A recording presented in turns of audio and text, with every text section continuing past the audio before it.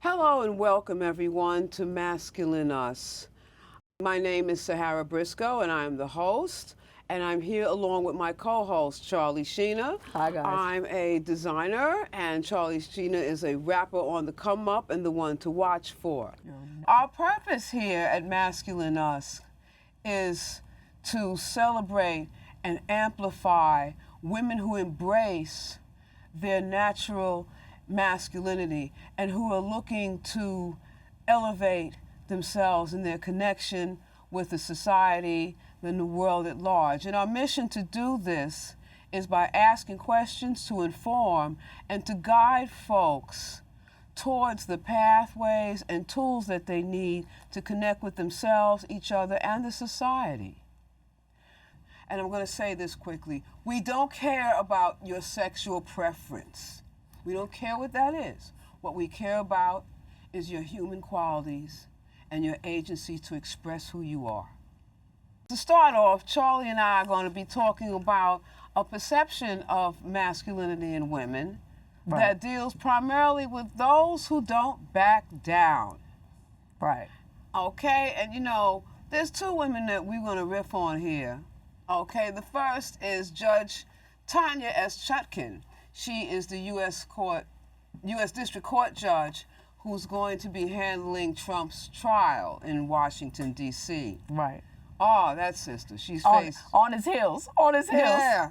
She's faced death threats, which has her going from riding her bike to court every day to jogging with the U.S. Marshals. Right. Now, that's something. Right. Run alongside me. That's it. Run alongside me. Exactly. Right. And the second sister is Fannie Willis, who is in Atlanta, and she is the prosecutor that's going to be handling the trials for about she has up on 13 indictments. She's another sister who is not backing down.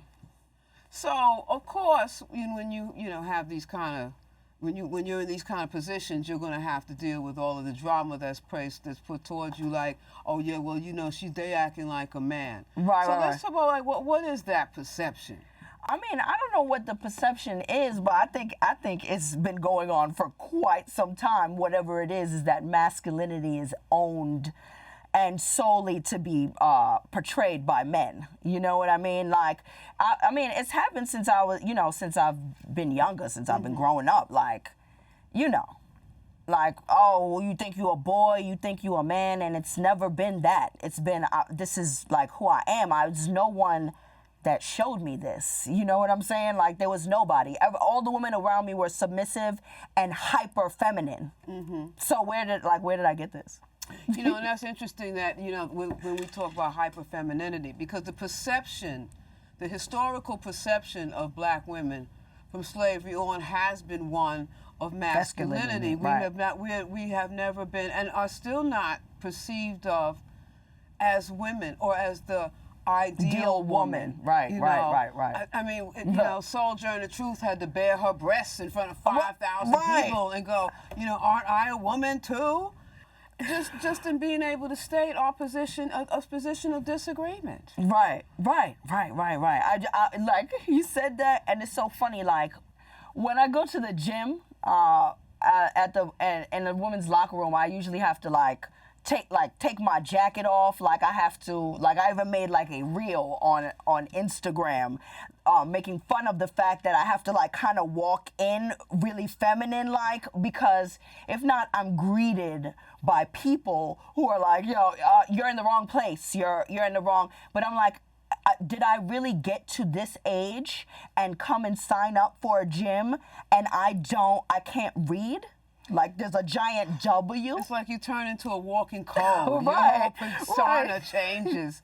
Behind your whole persona changes is to please people who have been, stereotyped and raised into a narrow frame of thought of what we're supposed to be as women. Right, the Stepford wives. That's crazy. And it's so funny when I look at, the generational divide.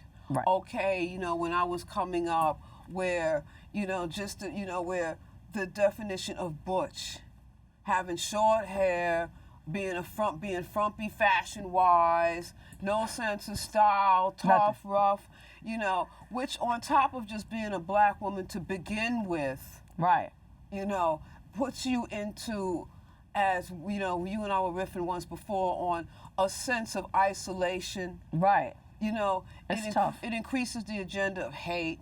It does. You know, I know of folks who self-isolate as a form of protection because they can't really deal with the drama that they're going to face just stepping out their door.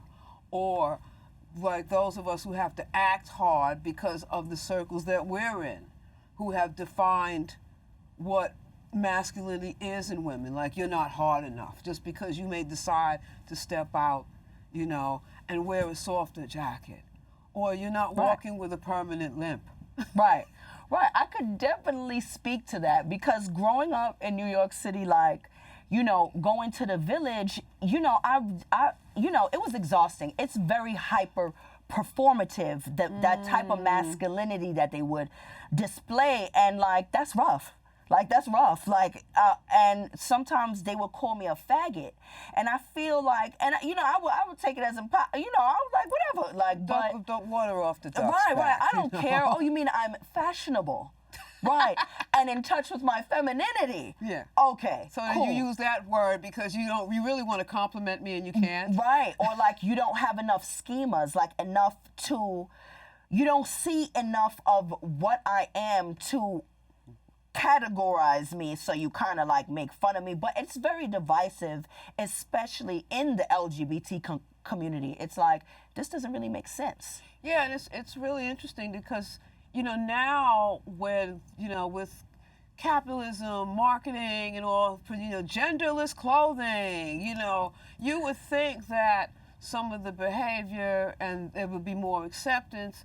Right. But, you know, but what I'm seeing in your generation, there's a broadening, but there's still a group of folks that want to define the concept Right. of masculinity, you know, and women for them. Like, you know, I know y'all want to do that, but we still are like this. And I'm like, well, where's this coming from? Because to me, it seems like you want to make sense to straight people. I mean, yeah. I mean, I feel like that has kind of, since like the early 2000s to now, what I've experienced is that it has changed. Like, it's less, because before it was, you know, it was like butch and set subcategories of like aggressive, femaggress, like. But now, like you said before, like the genderless clothing, I'm like, well, all my clothing is genderless because I got it on. And I find, you know, it limits achievement. I mean, going back to the women that I had mentioned, okay, it's now like any black or brown woman who strives to achieve, okay, and you may be in a position where you are wearing a suit or you are wearing a skirt. But the point is that you're strong and you're achieving. You're not backing down from who you are. Right. Right away, you're getting hit from both sides. You know, you're getting drama from men who are, oh, well, who she thinks she is? She needs to sit down and go home and sit in that kitchen. Or on the LGBT side is, well, you know, listen, I understand what she's doing. But look at her. But she what is she doing? What is she doing? She doesn't look like us. Right. The thing is, so we hide, we shrink. Some people hide, some people shrink. You know, it's honestly more of, for me personally, it's more of a blow to have that from your own people. Like, I don't care what Mr. Man over there or this small late individual thinks about me, because it really doesn't matter to me in the grand scheme of things. What I like about now, it's a lot of self-definition, what I see. You know what I'm saying? And you had said before when we were speaking, like, everybody wants to be seen. And, you know, it's an importance to that, because that identification, being identifiable when you felt like you didn't have a space. You know what I'm saying? Everything is kind of really a work in progress. Everything is not perfect, but I feel like things are moving forward. Yeah, it's kind of like a dance, 2 steps forward, 1 step back. We're both, the expansion of femininity. Femininity has now been expanded to, I look at it for marketing reasons, actually. I feel like everything is for marketing reasons. And, the expansion of femininity, but at the same time, there has been a rise in anti-gay and lesbians. There's been a rise in hate. Concurrently at the same, it's like you're being told, you can be whoever you want to be, except. Right. I feel like that, that's a running theme. That's a running theme with us as human beings, like this contradictory thing. But yeah, it's definitely been a rise in hate, and I feel like it's hate crimes, and I think because of the visibility, it definitely puts a target on us. As far as from my point of view, and also I live in New York City, so it's different, but still, when I go to different places, it is very much like, you know what I'm saying? But like here,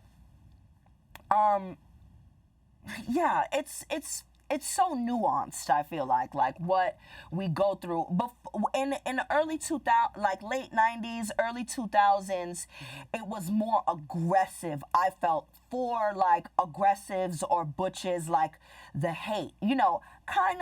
It's kind of shifted a little bit still, but without that label, I'm still a black woman. So I'm still facing the black woman stuff because that's what it is. That's what people see me as, regardless of what I identify as, or, maybe they'll mistake me for a man, but like, I definitely get that woman oppression. And that's the general oppression. If you were to show up to, you start to feel like, well, if I were to show up tomorrow with a dress on, I'd still get, I'd still get drama. It wouldn't matter. It wouldn't matter. The racism is foremost, and it's based on that stereotype, which is reinforced in households, of how you're supposed to look, how you're supposed to carry yourself. I'm very happy now to see, sisters as judges, sisters as prosecutors, sisters who are going to not back down. Right. Where do you see these type of folks maybe being role models, in the community for younger women? Or, are we so caught up in just getting through the day? Right. That it is very much that we don't even notice that it's very much that there's people out there fighting the good fight. Right. I'm sure the one who is on trial never thought that who would have him. He would be facing the very people that we're supposed to be the lowest folks on the totem pole. Right. To me, that shows our strength is, or as someone said to me about, is this a choice? And I'm like, a choice to do what? Right. My strength is the result of what's going on out here. Our strength comes from what we have to become and do just to be seen. Right. To be taken seriously. No soft life. No soft life over here. No, but we can have soft moments. Right. You don't see them, but we have them. Definitely. No, definitely. That's one thing. Like, no more hiding. That's toxic. It doesn't work. Like that. It doesn't work. Like the very people that you're afraid of, the very people that kind of terrorized you on the street corner, or that angry dude who can't let his feelings out. You finna do that? Like that's who you want to be? And it's funny for me because it's confusing the issue. In my community, I'm still seeing young sisters trying to be hard, and I can see clean through it. Right. Like have a good cry. You're identifying with the very people that have a stigma against them. which is you're taking on a stigma. And you already You got know, your and own you thing. don't have to be that way. At all. And so my question now is, how do we think, as now that there are folks younger than yourself coming through, how do we get the message out to them that, you don't have to be a walking stigma. You can embrace we're MasculineUs, the personal power. Because a lot of us are personally powerful. We've been personally powerful since birth. Right. And the things that we do, I come from a family of mechanics. When we'd be in the junkyard and, I made $1 a part. They show me a car part because they know I can put, boom, Get that money. But then, the women in the family were, if you keep doing that, she's not going to be, she's not going to grow up to be a woman. And well, I mean, once again, look at this. Right. They're there. They're there. But my working knowledge about how mechanics and things work has led for me to become a very important designer. Right.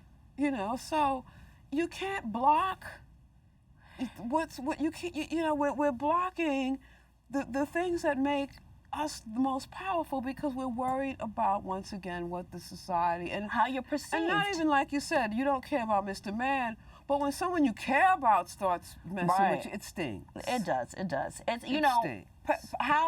How you're perceived and worrying about being perceived.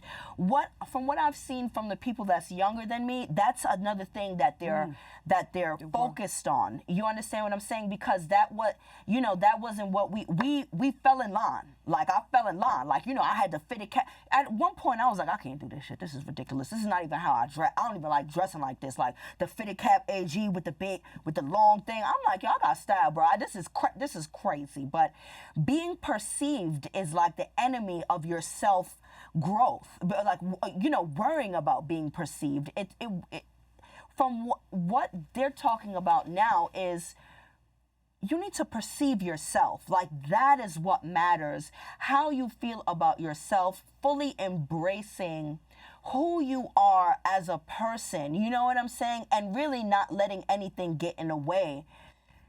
And everybody doesn't have access to this information. It baffles me sometimes that like this is still happening.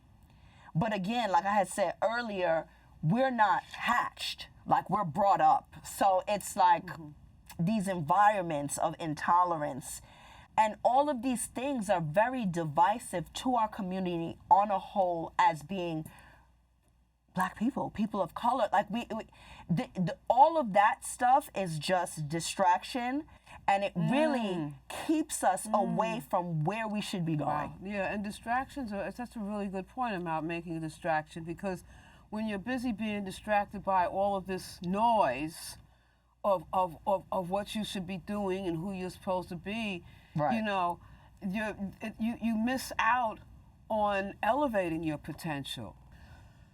So in talking about, inherent masculinity, strength, and personal power, one particular sister comes to mind, and a friend and former guest on our show, Colette V. Smith, who in 2017 became the first African-American female coach in the NFL for the Jets. When that happened, I was agog, because I remember when she first came into football, like in her 40s, joining the New York Sharks. And I didn't know then that there was even, female football, a professional women's football league. I believe you were talking about that was around when you came up. Definitely. Wow, that's cool, because that tells me that, I'm kind of old. But she is now she's now the founder of the Believe in You Foundation, where she coaches and empowers young women to expand and enrich their personal power, as well as being an ambassador for domestic violence. But I'm particularly fond of the fact that, once again, this is another sister who won't back down. Love that.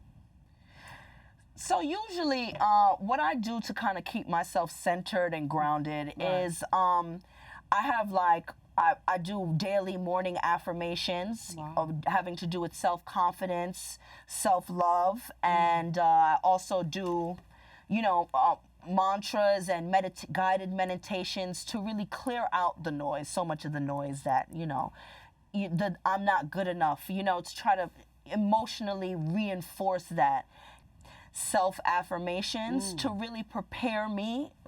You know, a lot of these affirmations are, you know, like focused for strength and guidance, clarity, and also, you know, being in touch with, you know, with my strength, that spiritual force. I forgot what they call it.